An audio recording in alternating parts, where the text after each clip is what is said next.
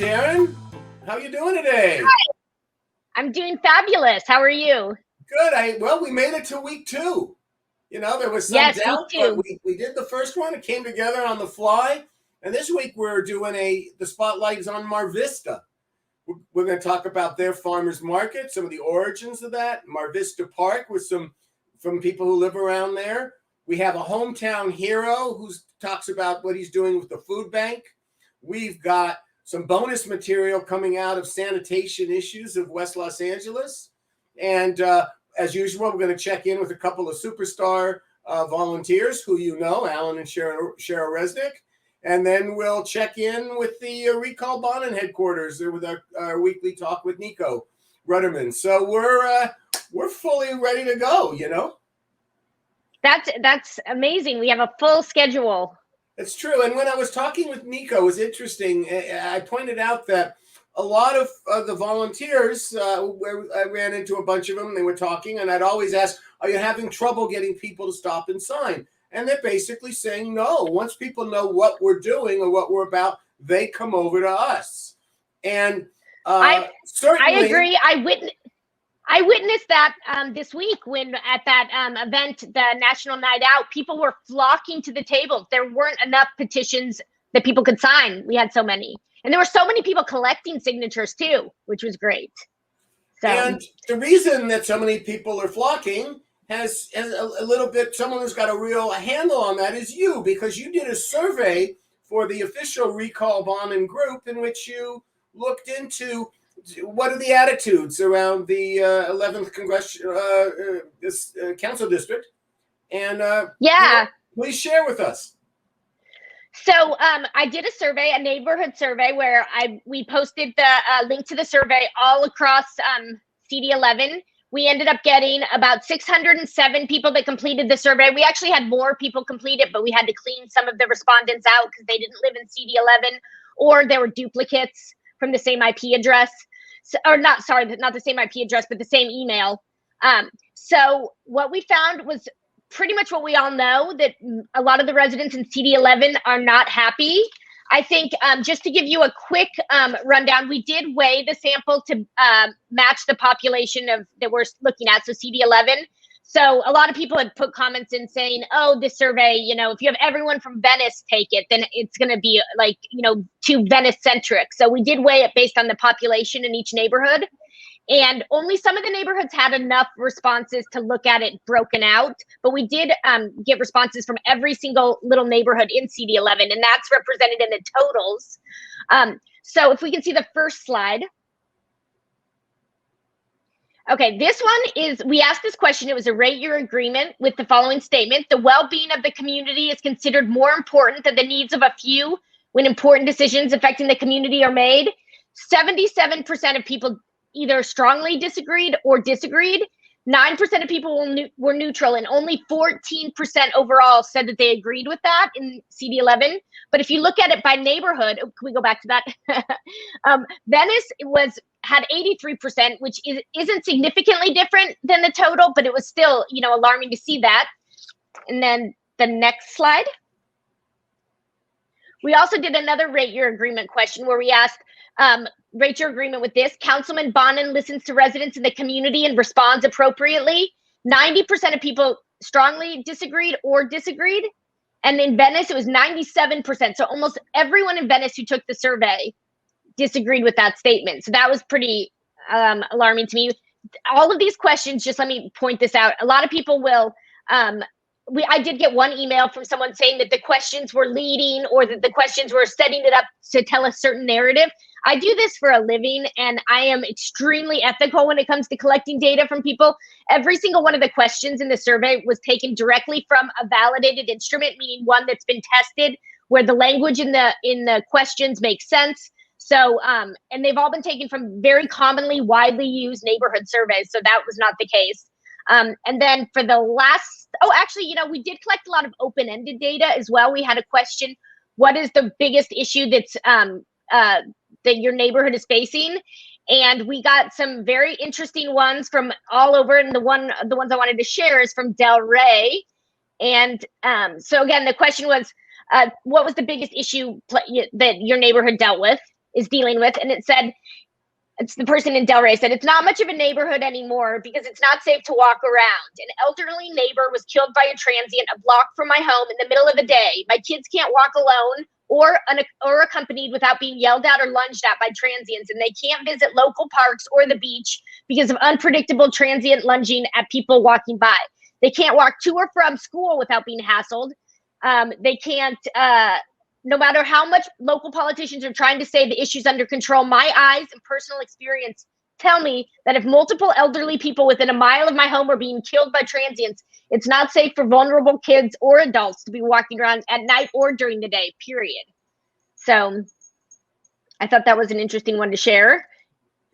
And then, I mean, there's 1,000 more comments like this. I actually have an entire report that you can download. We'll share that with our listeners. And it's 85 slides, I think, because I wanted to include every single open-ended response because, then you can see the gravity of the situation that the neighbors are saying. I mean, every single response is crazy, crazier than the next. So then for the last slide, we asked just a simple, straightforward, do you approve or disapprove of the job Councilman Bonin is doing on city council? And we collapsed the strongly approve and the strongly disapprove and disapprove. But as you can see, 91% of people who took this survey, which does represent the population in the area, 91% either strongly disapprove or disapprove of the job he's doing. Yeah, well, and in Venice, only 5% approve. So, well, as we said, we know we had good first couple of weeks collecting signatures. A lot came out in Venice. And certainly we've got to hit all the neighborhoods. I noticed the one neighborhood that didn't seem plugged in. We may have to do a separate one for the Palisades, huh? Where they didn't have respondents, huh? Or not a number that they didn't have enough responses, but actually they answered very similar to Brentwood. I think there was the way Brentwood answered is the same way the Palisades answered.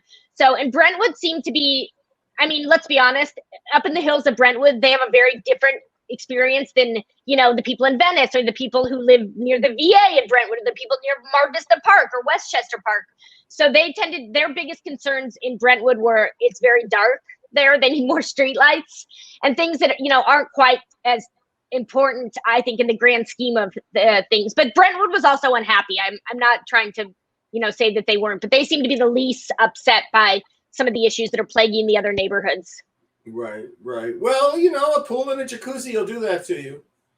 Yeah, I guess. And, I get it. If it's dark and then that's an issue that your neighborhood is dealing with, you need more streetlights. That's definitely important. So I don't mean to say that that's not important. It's just wasn't what we saw in the other areas. Right. And, of course, this issue up in, north of Sunset, well, I do have friends. Yes, they talk about traffic, but at the same time, they also talk about fire safety and some of their fears for that. So. The Palisades, that was the number one issue that the people in the Palisades were talking about because this survey was done about a week after the fire that started near the Palisades was started by a homeless man, I believe. So that was their main issue of concern. And that makes sense too. If you have $1 million house in the Palisades and it's in the line of, potential fire, that's awful. It's worst case scenario. So, well, we really are looking at issues as we see, pertaining to climate change all around us. And in fact, on the next time we put one of these out here, on the Let's Recall Mike Bonin show, we'll be looking at the environment, both in the wetlands, in the drains, storm drains, and certainly again up in the fire danger up in the hills. So that's what we'll be talking about next time. That's super interesting. I know that there was a lot of environmental impact on Echo Park, and that's why they ended up moving that encampment because of that.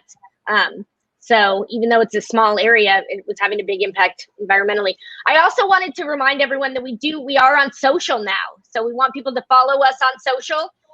You can just look for the Let's Recall Mike Bonin show. We're on Instagram, Facebook, and Twitter. So please follow us, share with your friends. This report that I mentioned will actually be posted on our social, I believe. So if you're interested in seeing the entire thing, and it's 86 slides, like I said, so it'll take a while to get through, but I highly encourage, if you live in CD11, you want to know this information. Good morning, Nico. How are you? Coming live from the headquarters of Recall Bonin. Morning, Charles. How are you? Pretty good, pretty good. Sun is shining. Yeah. So how we doing, man? People asking, what's going on and this, and I'm saying, well, every time I talk to someone who's collecting signatures, they're telling me it's not that great a struggle to get people to sign. Yeah, things are going great here. We every day we're signing up new volunteers to get out and collect petitions and signatures for us. We're getting tons of petitions back. It's really a growing movement, and we're really happy with how things are going and how the whole district and community is coming together. Yeah, that's a key thing, isn't it? The whole district. I know that when they tried to recall with the road diet, it was a few communities who were up in arms, but this now seems to be the dissatisfaction with the quality of representation we've had in city government seems to be pretty much up and down all sides of the district. Are you finding the same thing?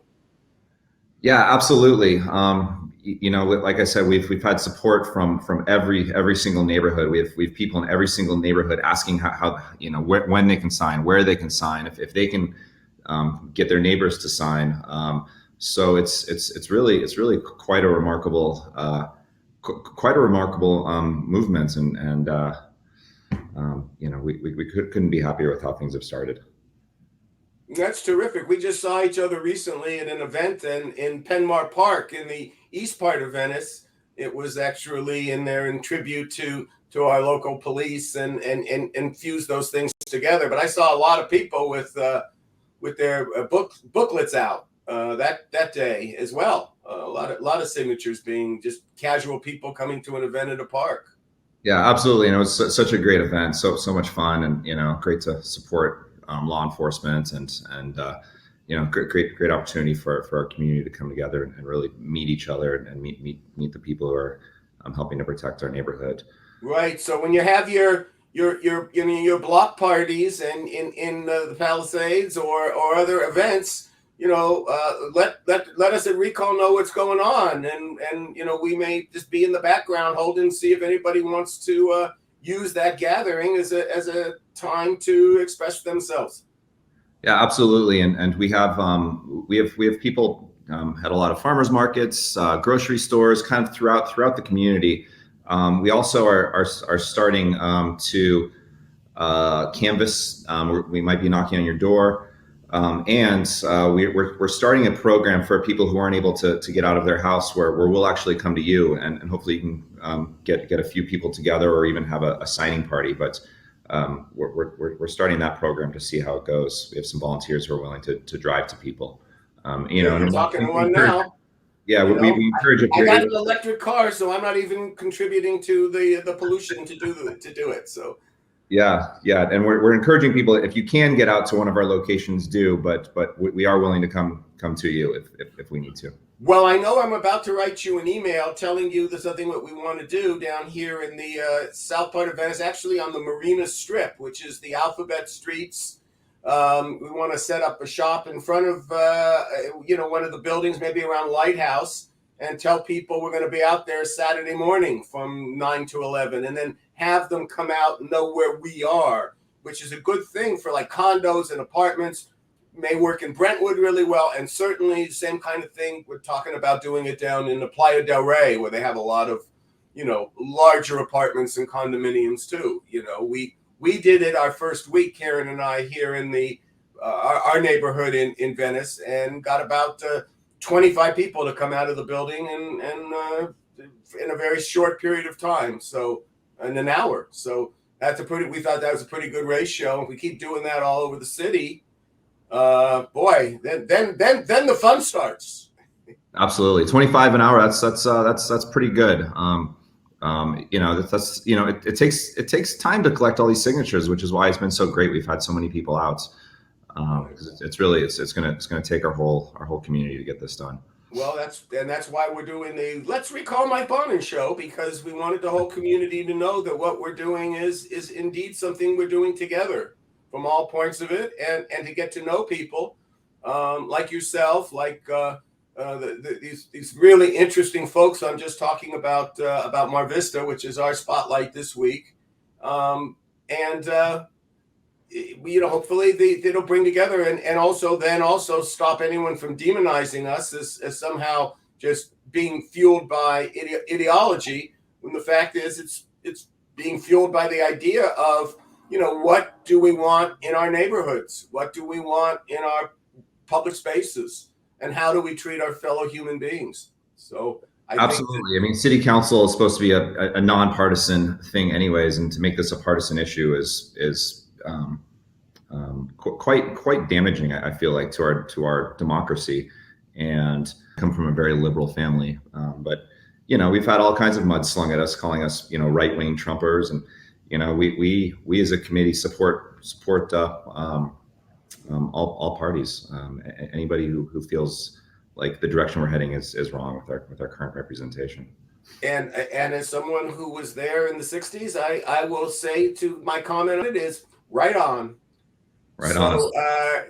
Really great talking to you again this morning, Nico. And when we get one of these together next time, which I think I'll be a spotlight on the environment, both the wetlands and what's going on in the drainage to the Pacific Ocean, we'll get you back on that week and give us our next update. Yeah, the environment is really one of the most tragic parts of this. So I look forward to that. I would like to encourage people to, if you're looking for a place to sign, go to our website. We have a link to our link tree where you can see all of our pop-up locations and permanent locations. And boy, if we had our act together, Pete would put up right now what that website would be, but maybe you're just gonna have to tell the people what it is again, where they should go.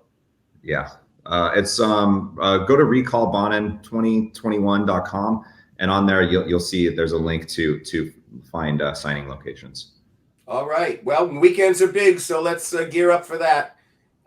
Nico, thanks so much. Have a good rest of your day, and we'll be speaking soon. All right. Thanks, Chuck. Here it is. You're a teacher. You've been a fourth grade teacher at the Mar Vista School. You live on a beautiful cul-de-sac.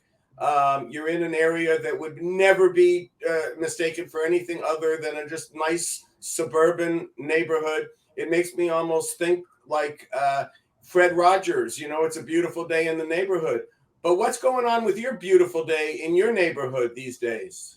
Yes, it always was a beautiful neighborhood. I grew up here. I've been here since the 50s, and I went to Mar Vista Elementary, and I would go to Mar Vista Park, and my children went to Mar Vista Elementary and Mar Vista Park for sports. So I've been here a really long time, and it has been an amazing community. That's why after I got married, I came back into the neighborhood to raise my children. And in the last 2.5 years, there have been homeless encampment growing right behind my home at the end of a cul-de-sac where my fence divides me from the park. It's been great to have the park right behind me until the encampment started up, which was about 2 years ago. It was pre-pandemic. It was, I think, 2019, early summer 2019 was my first indication of people living behind my home. And Pete, if you could show the picture, the wide shot of what it looks like butted against the fence there. So that's what we're talking about. That is what's behind your home? That's behind my home. That fence area divides my home. That's my property line from the park, which has always been lush and beautiful. And there's baseball fields and tennis courts, and people would be walking their dogs. And now it looks like that. How did the word get out that this was the place to go? That's a great question. I don't know originally what happened. I just know that I sometimes hear that some of the people from Venice are moving here when they're pushed out, but I don't know if that's accurate because it's been a big problem for a long time. In fact, I only learned about it because I was having a party in the backyard and I had some friends that said, you have people living back there. I said, you're crazy. That's impossible. No. I said, well, show me. And we walked around my block, about a 2-minute walk, and there were a few tents up against my fence. Pete, why don't you show everybody? Yes, here's one of your neighbors, yes, and he's making his dinner tonight. That's actually breakfast. Oh, They start early. I would smell food and fire, primarily fire and smoke, all the time. Summer, winter, it wasn't for heat, it was more for cooking, I believe. I would call the fire department because the smoke would come into my backyard and it would be thick. I'd be in my bedroom, which is at the end of the house, and I could smell it and see it. And I started calling the fire department a lot last summer. I figured if I kept calling them, maybe someone would do something. And the police I would call. It didn't go well. After a couple of calls, actually the fire captain scolded me for kind of taking them away from other important fires. About once every 9 months, it gets cleared out. The city comes, everything's gone. It's amazing. And by nightfall, they start to come back. Question for you: where's Parks and Rec? Where are the people who manage the park? What are they pulling their hair out? Or they learn to live with it? Where were they at? When I first started going over there and calling them, the park office, they would tell me to call the police and put in reports or the fire department, which I did. And then it went nowhere. They were frustrated too, but they did not go over there or do anything in the early days. As time went on, I don't know what was happening, but they don't patrol it. Nobody goes over there. Only during the cleanup. Like I was awakened one morning to everybody out in 5 minutes. And then I looked over my fence and there I saw all tractors and dumpsters and wreck and park cars, little trucks, and men in uniform, and they were clearing it out. That was the only time I saw activity that was park for the safety of our park. But when the pandemic hit, I was also told by the police and fire that they have more rights now. Now you can't do anything. They can't put them in shelters because the shelters, they'd be too close together, yet they could be side by side next to me. My fence, I'm only a few yards from them, but they could be there and they couldn't enforce them going anywhere. Well, that was really the impact of COVID, is that it meant that for a year at least, and who knows how long, there was a hands-off policy with the municipality. Yes, safety. It was, they were safely there, and not for us. Recently, been so happy that the neighborhood is starting to see it and is on, we're all on the same side with this and wanting it to be a park for our community and the people safely living somewhere appropriate, not against my fence. And it grew from one end of my fence all the way to other neighbors. Other neighbors have it too against their fence, and they're fit to be tied as well.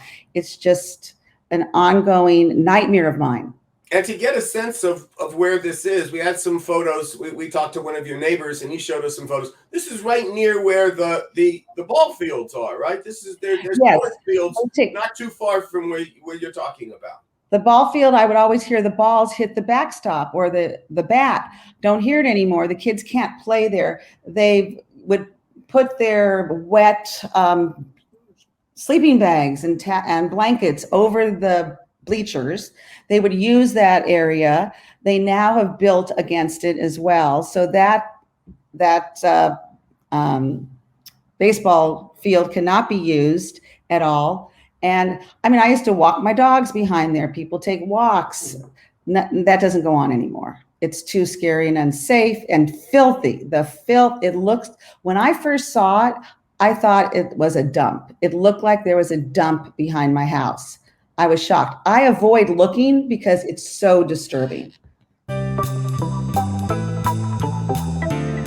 Andrew, yes. Thank you so much for joining us this morning to talk about Mar Vista and your experience in the town. You've lived there for a few years, I understand. Yeah, that's correct. Yeah, I've been here since the mid-90s. We originally rented a house and then ended up buying a house. And at the time, both of my kids were young. And yeah, so we've been in the neighborhood for quite a while. Seen any changes? Unfortunately, yes, I have. I think several years ago, just the homeless situation in and around the Mar Vista community caught my attention. It was hard to avoid. I'm a dog owner. I spend a lot of time walking my dog, and that gave me an opportunity to go around the neighborhood. And unfortunately, there's just been a steady growth of the homeless population uh, around the neighborhood, the residential area. I live very close to Sawtell and National, and so there's fairly broad and wide sidewalks, which are very inviting for homeless people to just basically pop up a tent and hang out either behind the Murray Calendars or the Starbucks in the area. There was a point in time where I actually complained to those businesses just because it was of concern. When the homeless issue first got my attention as a resident of Mar Vista, I reached out. Well, I started a change.org petition about it because I was concerned. And then back in December 2019, that got the attention of Council Member Mike Bonin, and he invited me to have a quick coffee with him at a Starbucks down on Barrington and National. We did meet. I expressed my concerns. He basically gave me what now seems to be, with 2020 hindsight, the standard response that we get from a lot of the local representatives and agencies, that there's just limited resources. He kind of put the problem at the feet of the county, saying the county was responsible for services, not the city. And I kind of went away just not really, not satisfied with the response. Well, it has been a problem, hasn't it? They struck up that relationship. The Lachas is a partnership between the city and the county. I guess it happened while James Hahn was our mayor back in 2001, and I won't belittle people's efforts, but not much to show for it, and a lot of money spent. Correct. And like I said, at some point, I think the park, just the encampment at the park just started getting larger and larger. And of course, with that, you get a lot of rubbish and discarded items. And then, I was a little concerned about my dog stepping on something or picking something up. So I would just basically avoid that part of the park. And it got to the point where I just got fed up and said, you know what? Not necessarily that I have the time. I thought, it deserved my attention, and I threw my hat into running for a Mar Vista neighborhood council position for my particular zone, Zone 3, and on that platform, on the homeless issue. And it was quite successful, and we got a landslide as far as I'm concerned. During a time where you couldn't vote in person, you had to ask for a mail-in ballot and provide supporting documentation that you lived in the zone, and then get a mail-in ballot, and then of course fill that out and vote. So it was a tough process, yet people overwhelmingly came out and supported me. Were you surprised to hear of the level of well, we call it what it is, anger at the rise of the encampments? No, I think I would characterize it as frustration. I think, look, Mar Vista is a liberal community, and everyone has compassion and empathy and wants to do the right thing. So everyone's, got similarly minded when it comes to that. But the problem is I think people were just frustrated with the lack of any progress as to how to deal with it. I mean, we want to do the right thing, but nothing's happening. They're not being housed. It's not being contained. And they're encroaching on public property, which is basically a park that's being utilized by families, by soccer, by sports-minded people. by people with dogs and other pets, as well as people that are just walking through there and exercising, because there's an exercise section to the park as well. Mhm. So what I found is just people were just frustrated with the lack of seeing any progress. And, the way I look at it is, one of my mentors told me a long time ago that perception is reality. And I think that was the problem. The perception that people were seeing, which they interpreted as reality and actually is reality, is nothing's being done.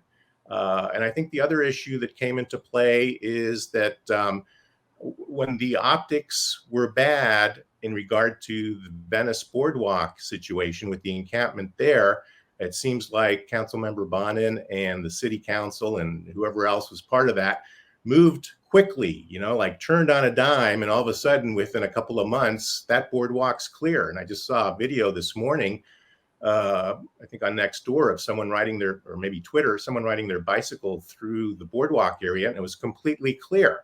So the lesson to me is not necessarily the grandstanding that was done by our sheriff or other people, but the fact that when the optics demanded it and there was some political consequences, the city and the agencies that are involved were able to step up and in a matter of months clear out that area. And so I feel that that should be done with Mar Vista Park as well. Hi, Demetrius. Great to see you this morning. Thanks for coming out and joining us here on the Let's Recall Mike Bonin show. Good morning, Charles. Thank you for not giving up on me. I know we tried to schedule this for about a week now. We've been very busy, but I'm glad I was able to make the time. Yeah, me too, because the spotlight is on Mar Vista. And when I think of Mar Vista, I think of the thing I like best in Mar Vista, which is the Mar Vista Farmers Market. I had no idea you were there at the start of that. Will you tell us a little bit about that?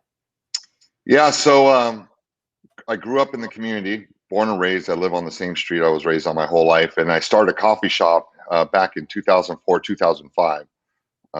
Had lost my father a few years earlier, and Greeks love to drink coffee. So that was where the idea came up to have this coffee shop and have the Greeks come by and sip coffee and tell me all the great things my father never told me, And then getting slowly involved in the community, I started hearing this chatter about a farmer's market. Now, being born and raised in the neighborhood that I'm in now, nothing ever really happened until we opened up, and then we started getting more involved.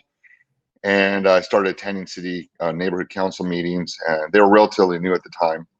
And eventually drummed up a lot of support from the community. And then we started a group that we met daily or weekly at the coffee shop. And within 6 months, we put together the Mar Vista Farmers Market and launched it in August, I think 6th of 2006, a year after I opened my coffee shop. And it slowly grew to where it is now. In my opinion, it's probably the top 3 farmers markets on the west side. It's interesting with the farmers market that you're, and of course the restaurants that you have, you know a lot about food. And so the idea that you got into and how I first heard about you was when you would send out these videos about what's going on in terms of nourishing Los Angeles, and then finding out you've got a program called Nourish LA. Will you tell us a little bit about that? Yeah, so when the pandemic hit us all last year, we couldn't make the adjustments that we needed to kind of keep our doors open because, things were limited. Our one restaurant, the Mar Vista, across the street from the old Venice Grind, wasn't able to make the adjustments to, navigate, the takeaway businesses that they were telling us that we had to do only because we didn't have any indoor capacity, at that time. And then the Wood, which is my other location on Washington and Inglewood, also closed down. It was I think it was March 18th or so of 2020. And it's like the rug got pulled out from underneath us. I mean, everybody was affected by us. We couldn't make payroll. We had 70 employees combined with 3 spots, the Art Bar down the street, the Mar Vista restaurant on Venice Boulevard as well, and then the Wood. And I was approached by a former employee of mine. I call her my angel, Natalie Flores, who used to be one of my baristas at the Venice Grind, and she was with us for a long time before she moved on. She had approached us, or me, and said, "Hey, boss," she still calls me boss, "can we post up a food drive at one of your closed locations. And then at the time, I was reluctant because I thought we were only going to be locked down for a couple of weeks at a time, and I was trying to re-gauge when we could open. And so their initial answer was no, I have to reopen. But after a few more extended lockdown orders, I said, we'll try it and we'll give it a shot. And so we literally started out of a garage. Natalie started giving food out in her garage off of Barrington and National. And once we teamed up, I got involved and I reached out to the organizations that she was trying to get a hold of. And I told them that, whatever you have, we'll take. And I have facilities, I have closed restaurants with refrigeration. And once that happened, the floodgates opened up with these various organizations that were basically, they were diverting food from going into landfill, good quality food that was towards the end of its lifespan. Markets and stores, they rotate their inventory every week. And I guess years ago, they should just throw it away. And so organizations had popped up to kind of divert the food and get it to people that need food. And so we started at the Wood in April 2020, and we went from a couple hundred one Sunday to double the amount the following Sunday, and then quickly doubled to 1,000. And then we hit about 2,000 on average. And it was just overwhelming because, I was just trying to find a way to get over the hump. And I thought, well, this might be good because one, it's helping me in a way I never thought it would. I mean, I was super stressed out with, not knowing what the future is going to be. We've never thought in a million years that we would encounter this, a pandemic and to be forced to close, and helping people and seeing the lines of people that would show up. And we just promoted it through social media and word of mouth. We started getting a lot of volunteers that came through there. And 16 months later, we're still going strong when all others thought that we wouldn't be around, because these things tend not to last because of resources. But you had the connection. Give us the numbers. How much of food have you have passed through your for Nourish LA at this point? Year to date, approximately 2 million pounds of food have been distributed through Nourish LA. With about 1,200 volunteers that came through our organization that signed up to help volunteer, which is the driving force of what we do. And 170,000+ people have received food, bags of groceries for their families in that same time span. Well, when we put this, we're putting the show together, the Let's Recall Mike Bonin show, one of the segments we said we were going to put on is called Hometown Heroes. I didn't know I'd be meeting a guy like you, but certainly much of our conversation will end up in that category. Demetrius, thanks for taking your time, and you really are the spirit of Mar Vista and the city that we both know so well. So imagine my surprise when I show up at the Mar Vista Farmers Market yesterday, not only to see who's signing, if anyone's signing up petitions, but at the same time to maybe buy some produce. I never made it to the produce because I stayed with you guys. It was so nice to see you, and thank you so much for being out there collecting signatures at different locations. Yesterday, Sunday, was Mar Vista, but you've been everywhere, man. So talk about where you've been so far and what the experience has been like. So first one was Trader Joe's Marina Del Rey, and that was pretty good, and I was received well by management, and they seemed to be sort of really their only concern was to not really bug their customers, or no high pressure tactics. And so I was allowed to be there for about 4 hours, and with no issues whatsoever. It was great, and I was probably about 15 to 20 feet from the front entrance, so a lot of foot traffic. And you had a sign that said Recall Bonin? Yeah, had signs, a few of them. And I have an easel, an art easel. We've got, of course, the pokers, or whatever you call those, that go into the ground. And just very, very visible. Make sure that I hit all of the different angles that people could see it from, whether they were coming, going, or from the sides. I think that was pretty important to have.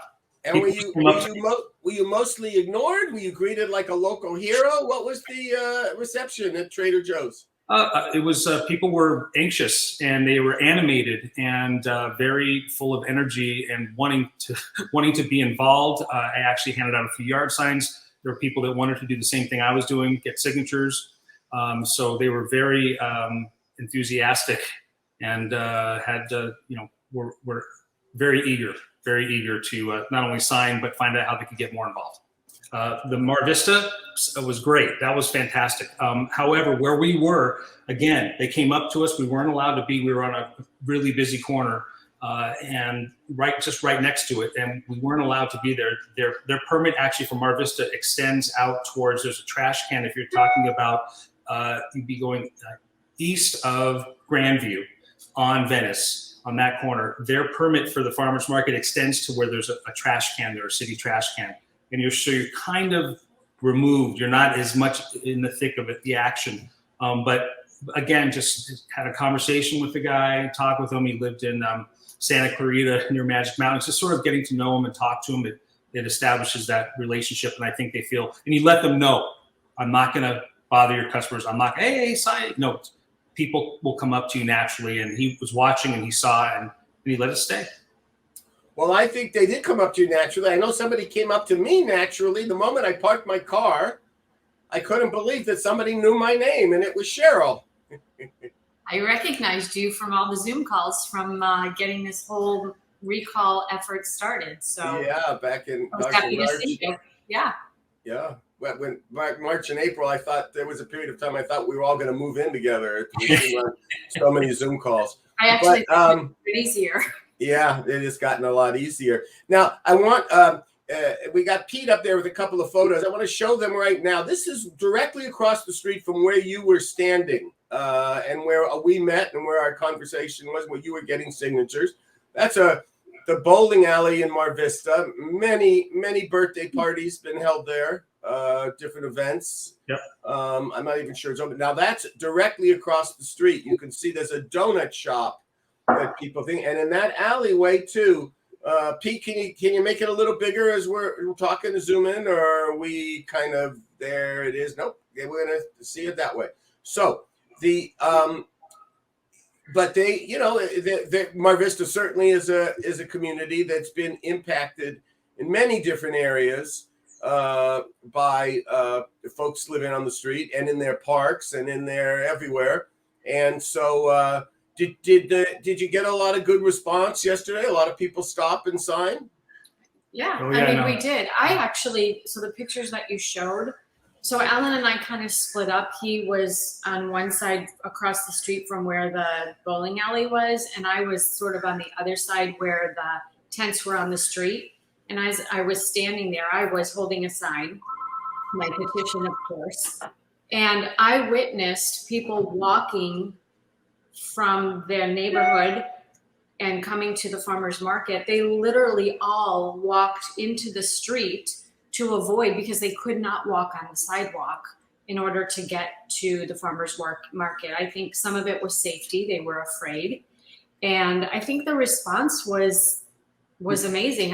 The one thing that really sticks out to me is Alan actually had a woman come up to him, sign the petition, who said she worked very hard to actually get Mike Bonin elected.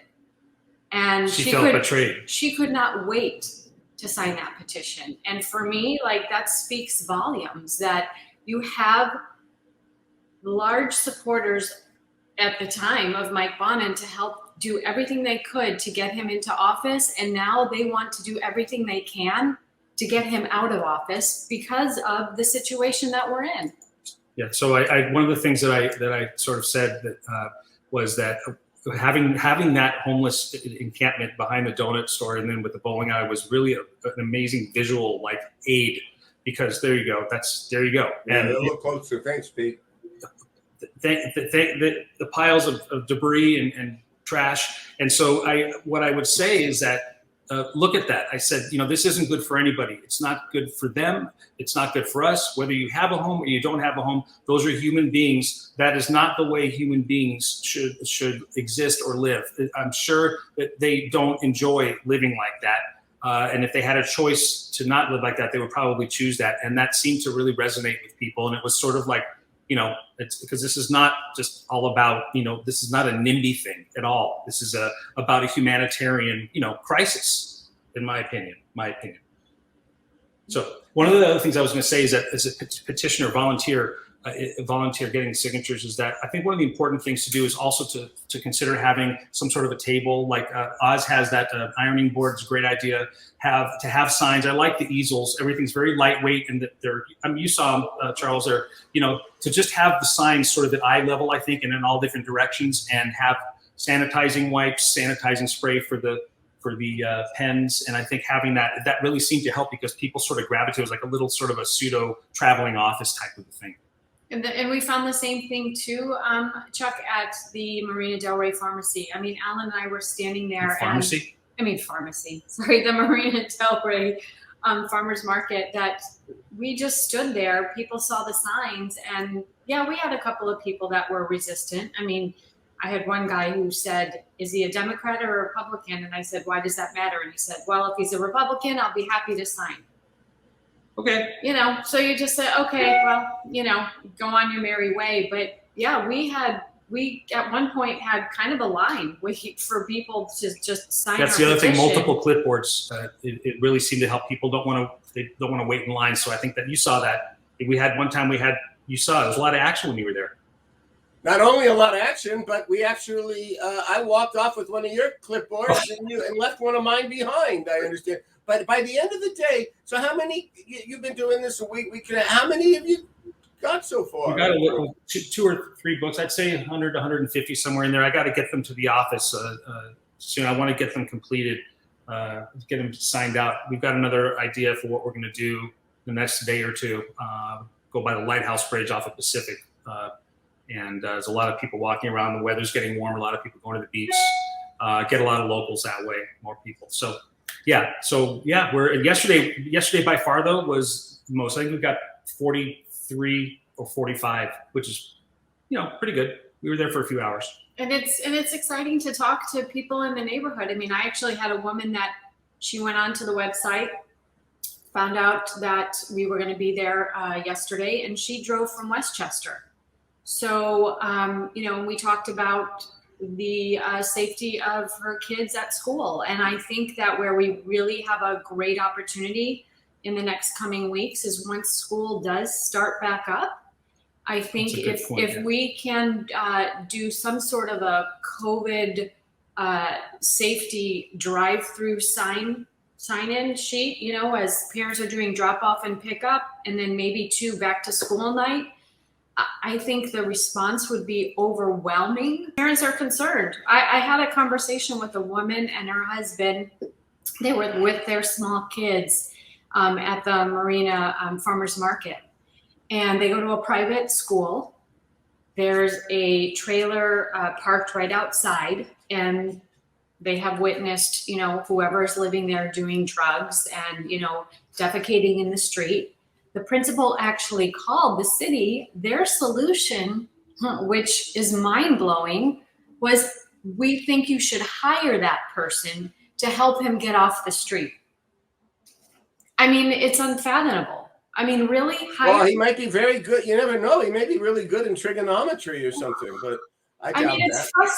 frustrating. And we don't have kids of that age anymore. They're grown, but I can't even imagine how parents are feeling. Yeah, well, absolutely. And that's why it's I'm sure so many appreciate that you're out there with the petitions so that they can express themselves. We need more volunteers, and the best role models you can find are right here. So thank you, Cheryl, and Alan, and we'll see you next time. Thank you. Thank you.